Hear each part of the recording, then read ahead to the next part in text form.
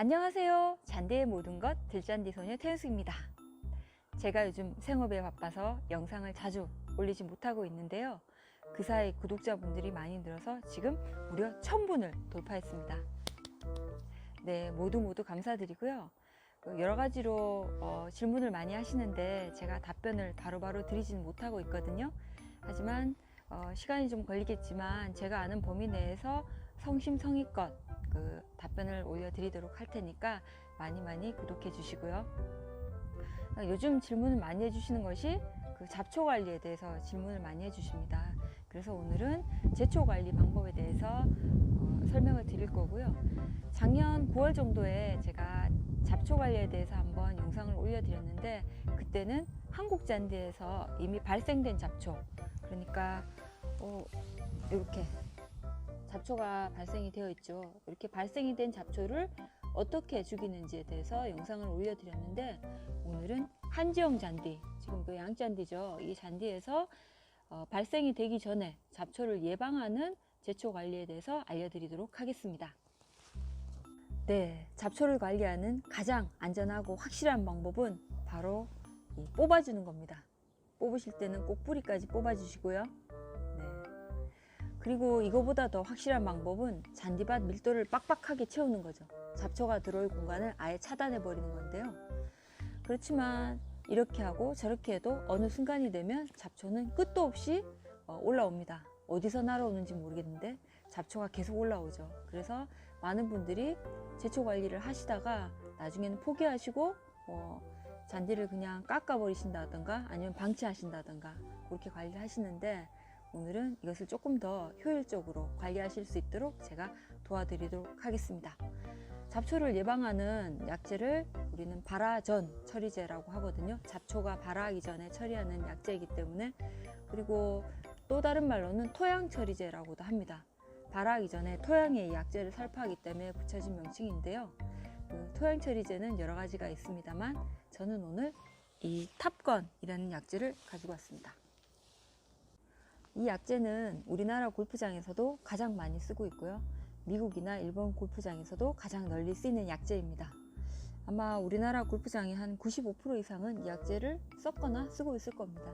그래서 굉장히 유명한 약재인데 이 약재가 인기가 좀 많은 이유는 한국 잔디와 한지형 잔디에 모두 좀 안전한 약재이기 때문입니다. 효과가 지속되는 기간이 봄철 같은 경우는 한 2달 정도 지속이 되거든요. 그러면 지금 살포를 해 두시면 6월달, 한 7월달 정도까지 발행이가 끊임없이 올라오는 것을 좀 많이 예방을 하실 수가 있습니다. 그런데 이 토양 처리제를 살포하시기 전에는 몇 가지 주의사항이 있는데요. 토양 처리제의 원리부터 먼저 잠깐 설명을 드릴게요. 토양 처리제는 말 그대로 잡초가 발화하기 전에 이 토양에다 치는 약재입니다. 그래서 약액이 어디 묻냐 하면 여기 이렇게 이 토양에 묻어서 여기 처리층을 형성을 하는 거죠. 이렇게 형성을 하게 되면 이제 나중에 잡초 종자 같은 것들이 올라오다가 요 밑에서 올라오다가 한번 보여드릴게요. 이게 이제 씨인데 이렇게 이게 잡초 종자라고 치면요, 요 종자가 밑에 우리 눈에 보이지는 않지만 많거든요. 이런 것들이 발화를 해서 이렇게 올라온다는 거죠. 올라오다가 약재를 처리한 처리층에 닿으면 약이 흡수가 돼서 올라오다가 잡초가 고사하는 그런 원리로 약을 사용하고 있습니다. 토양 처리제가 토양에 잘 떨어지도록 하려면 잔디를 짧게 잘라줘야 되겠죠. 이렇게 잔디를 짧게 깎아주면 효과가 훨씬 좋아집니다. 그 다음에는 이거 살포 속도를 좀 가늠하는 것을 물로 좀 연습을 해보시는 것이 좋은데요. 먼저 종이컵에 200ml를 채우는 시간을 측정을 해보시고 그 시간만큼 1제곱미터당 살포가 되도록 연습을 한번 하시면 살포가 훨씬 용이해집니다. 네, 지금부터 직접 제초제를 살포해 보도록 하겠습니다. 아까 제가 설명을 드렸었죠. 토양 처리제, 그러니까 발화전 처리제는 살포 양량이 굉장히 중요하다고. 살포 양량과 물량을 위해서 저희가 아까 물로 연습도 했었고요. 네, 보시면 여기 뒤에 정확히 적혀 있습니다. 살포 양량과 물량이 적혀 있고요. 20리터에 15ml 주도록 되어 있네요. 저는 지금 7리터짜리 분무기를 준비했으니까 한 5ml 정도 들어가면 정량이 되겠죠. 그러면 약을 살포를 해보겠습니다. 먼저 한번 흔들어 주시는 게 좋고요. 약은 치기 전에. 그 다음에 5ml, 여기 그 측정할 수 있는 이런 기구가 있으면 좋습니다. 제초제 같은 경우는 양량이 적기 때문에 만약에 이게 없으면 주사기를 약국에서 하나 구입을 하셔가지고 이용을 하셔도 됩니다. 지금 5ml, 네, 정확하게 5ml를 따랐고요. 그 다음에 여기다가 살포를 하겠습니다.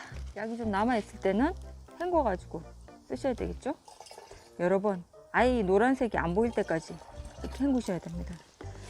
제초제에 색깔이 있는 이유는 특히 토양처리제 같은 경우는 이렇게 다 색깔이 있거든요. 이제 잡초가 발화하기 전에 치는 거니까 토양에 처리를 하는 거잖아요. 그러니까 어디에 잡초를 처리했는지 알지 못한단 말이죠. 그래서 색깔을 이렇게 줘서 잡초를 처리한 제초제를 처리한 지역을 좀 알 수 있도록 이렇게 색깔이 들어가 있습니다. 이따가 처리할 때 제가 한번 다시 보여드리겠습니다. 한번 약재를 섞어주고 뚜껑을 닫아 섞어주고 다시 이제 물을 7리터 가득 받아가지고 한 번 더 섞어주고 그리고 살포를 시작하시면 되겠습니다. 네, 먼저 노즐에 있는 물을 빼주시고요. 이게 노란색 이렇게 액체가 나올 때까지 이렇게 밖에다가 약재를 살포해 주시면 됩니다. 이렇게 보시면 색이 보이시죠? 이게 선명하게 보이지는 않는데 이 돌을 보시면 약간 노란색으로 지금 물든 거 보이실 겁니다. 이렇게 낮은 높이에서 천천히 아까 측정된 시간을 좀 감안하셔가지고 약액이 제곱미터당 200ml 떨어지도록 이렇게 살포를 하시면 됩니다. 제가 아까 계산을 해보니까 이 장비로는 한 40초 정도 살포를 하면 1제곱미터에 200ml이 떨어지더라고요. 네, 약재를 살포하고 난 다음에는 이렇게 가볍게, 아주 가볍게요. 너무 많이 주시지 마시고 살짝 관수를 해서 잔디 잎에 묻은 약재를 토양으로 떨어뜨려 주시는 것이 좋습니다.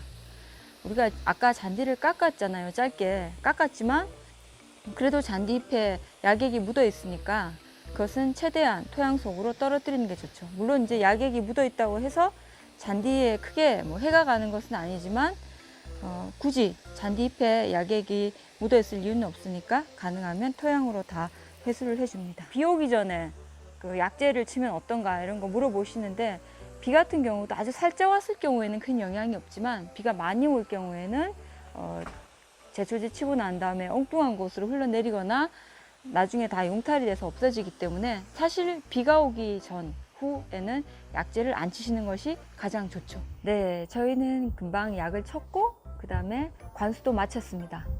잔디밭은 지금 촉촉한 상황인데요. 지금 잔디밭에선 들어가시지 않는 것이 좋습니다.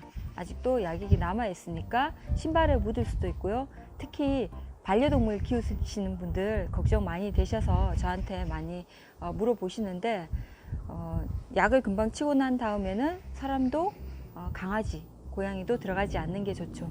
완전히 말라서 이 약이 토양에 흡착이 되면 더 이상 그렇게 묻어나진 않거든요. 그때까지는 이용하지 않으시는 게 좋고요.